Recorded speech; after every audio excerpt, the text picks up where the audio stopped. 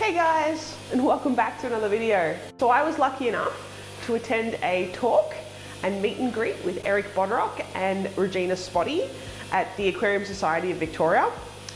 It was amazing. I feel really lucky to be able to have met them, and I did get some really good info. So with everything that I've learned, we're going to build a Cory tank. So a couple of the things that I picked up from Eric in regards to breeding Corys, which is ultimately the goal, is that it's good to have a place for them to snuffle and sift through the sand, which is part of their normal behaviour. Having enough hiding spaces for them, because these are nocturnal fish. So during the day when the lights are on, the plants are growing and things like that, they are going to be hiding away. Having dithers fish up the top, just to give them a sense of ease, really helps them relax and feel like they're safe in their environment. And of course, lighting. It's really important that we keep the light at the top of the tank and not from underneath, especially because my Corys are going to be in this racking system. And of course, having light shining through from the tank underneath is unnatural and strange. It's going to creep them out a little bit. So it's important that that's not happening. Now, my tanks actually do have bottoms on them, so they can't have light coming through, which is perfect. I'm going to touch more on some of the things that I've mentioned, but right now, let's get started. Starting with the substrate, I've chosen a fine white sand. Because Corys are bottom dwellers, they like to shift through the sand, and you don't want to choose anything too rough or sharp, as this could damage their barbels and gills, which could lead to infection or fungus growth. I want to leave a large space for them to snuffle through. So I'm going to build up a section on the side, a little bit like a riverbank, for them to hide in the daytime.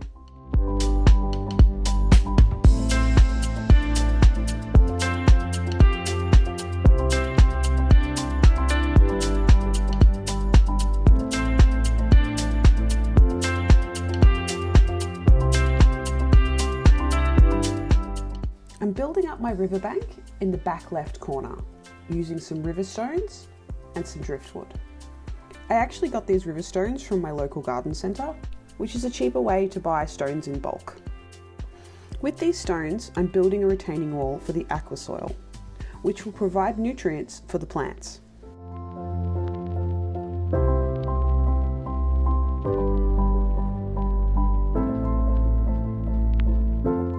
Something that Eric did say, and that I have heard him say before on various videos that I have watched, is be the fish. In other words, thinking about what makes a fish happy. Of course, this is a breeding tank, so I want to make the fish happy so that they feel comfortable enough to breed. I'm using driftwood to provide structure and height to this aquascape.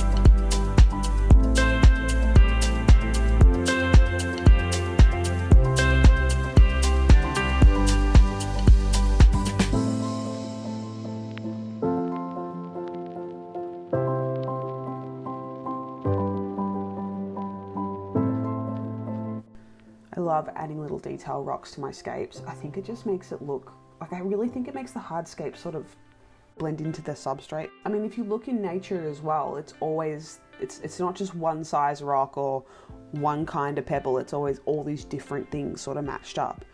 And once the fish are in as well, like they'll mess the sand up and it'll just look a lot more natural.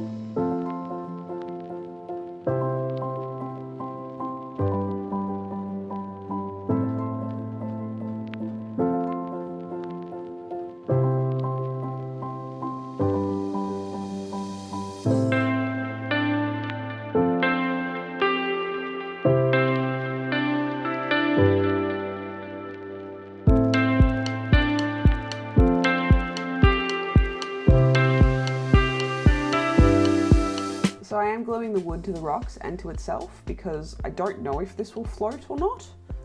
I'm hoping it won't, but it is always a good idea to do that just to make sure that it's all, you know, structurally sound.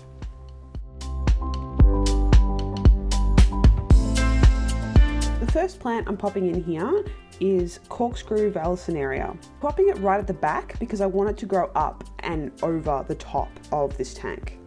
I've had this for a while, this val, and it never really did great in the original tank that it was in. So I have popped some root tabs directly underneath it to give it a hand. I usually like to start with my epiphyte plants, but I just wanted to pop this val in first because it's sort of in a hard to reach area. The first epiphyte that I'm popping in is Java Fern. I've had some really good growth in a tank that I've got inside my house. So I grabbed a really nice piece from there just to bush out this area. I've also got baby ferns that I'm just going to sort of sporadically place around. I glue these in with 100% Serino acrylate glue. I just got that from my local hardware store.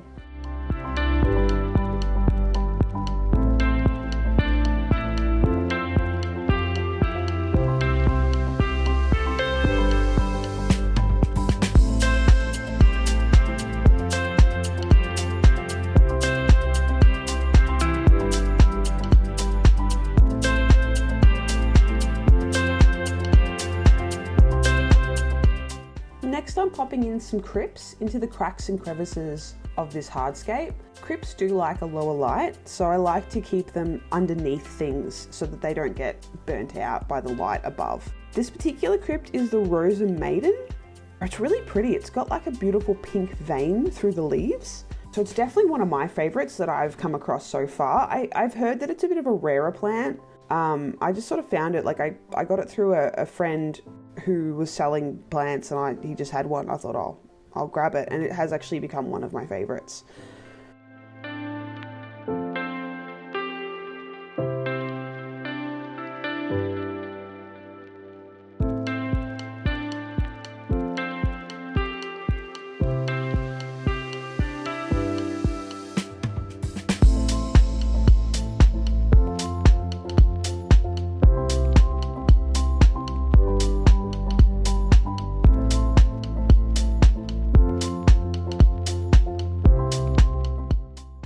Next, I'm adding some stem plants, mostly Blue Stricta. I actually really like how this one grows. It's got a really beautiful big broad leaf to it. I've just made some small cuttings.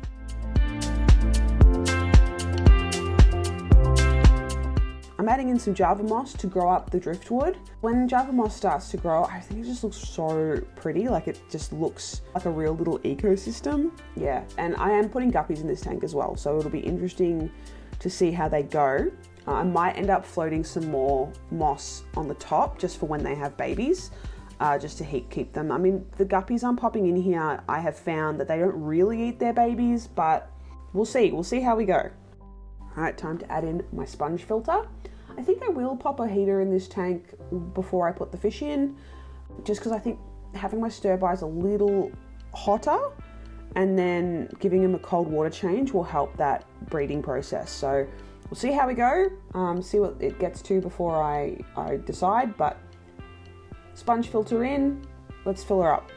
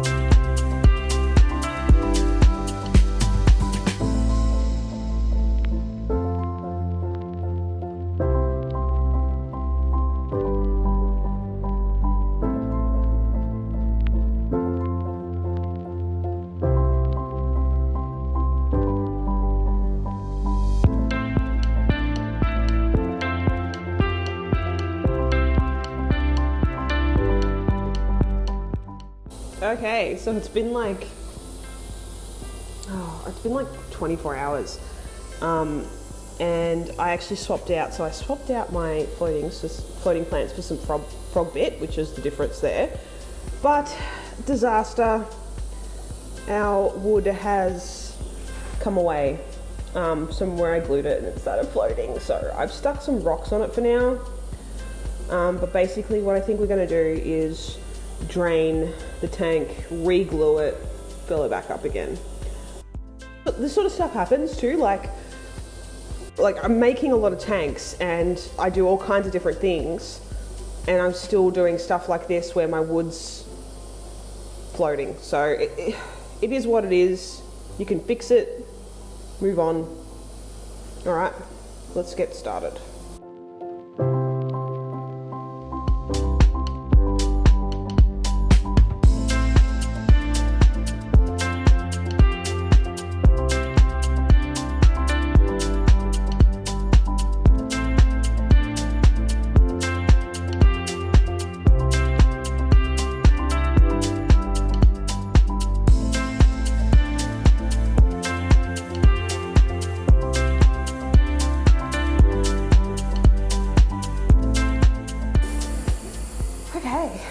That's pretty good. Got to see some sporting activity, which is awesome. I've drained it right down. We're gonna go back in and glue the wood. These things happen.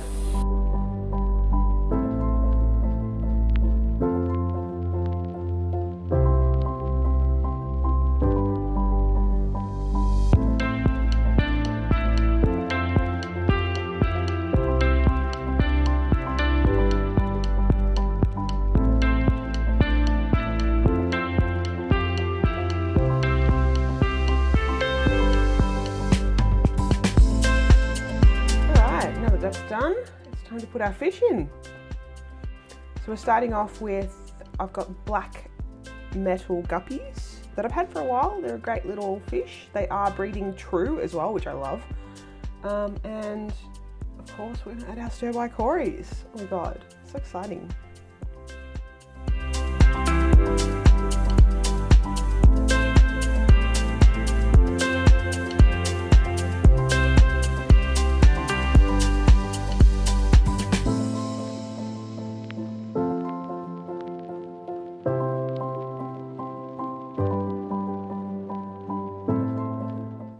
Alright guys, thanks for watching. Remember, like, subscribe and leave a comment because I'd like to hear from you.